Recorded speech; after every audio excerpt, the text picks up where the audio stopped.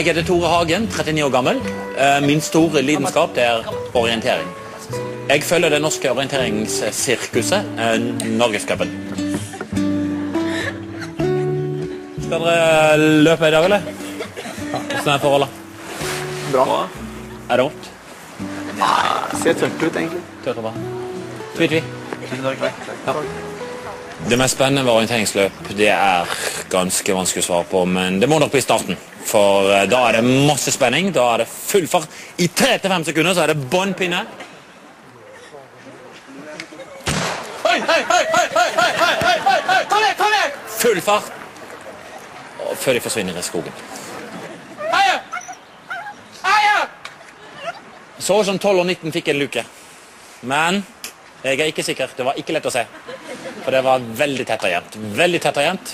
Sånn som det skal være i orientering på sitt beste. Og sånn som det alltid er, egentlig. Ja, ses vi etterpå. Ja. Når starten er over, så går jeg rolig bort til målområdet og setter meg ned for å få en bra plass til løperne kommer tilbake.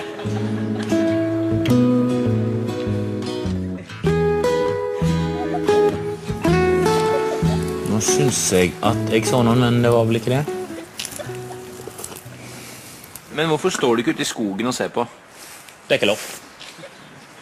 Hvorfor ikke? Fordi at folk vil se løperne, og for å gjøre det så står de ved postene. Og da? Ja, da ser løperne hvor posten er, og så ødelegger man for sporten, selvfølgelig.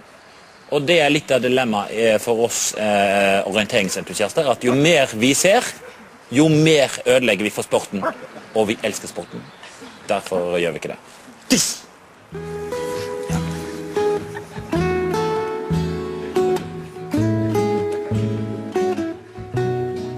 Jeg kjenner at jeg får litt puls i hvert fall, og hvem som leder, kanskje noen 14. Men det er umulig å si, det vet ingen. Og det er det jeg elsker med denne sporten, at du ikke vet noen ting. Og det er derfor jeg ikke skjønner hvorfor ikke flere elsker denne sporten.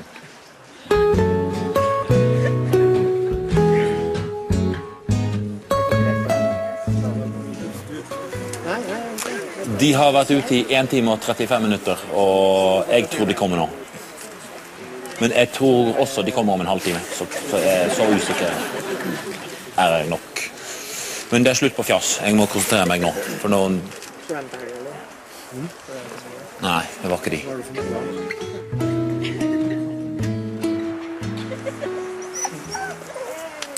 Nå kommer de! Kom nå! Kjempebra! Heia den som vinner! Heia den som vinner! Heia den som vinner!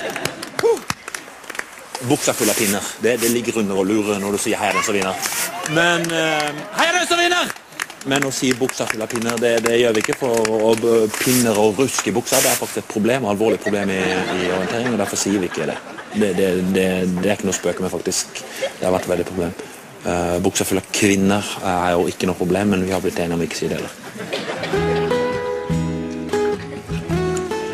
Man kan jo spørre seg, har det blitt for mye show og virk i orienteringssporten? Nei, det tenderer, men nei, takk for det. Har det blitt for mye fokus på penger i stedet for pokaler? Nei. Har orienteringssporten vokst for fort på kort tid? Nei, synes ikke.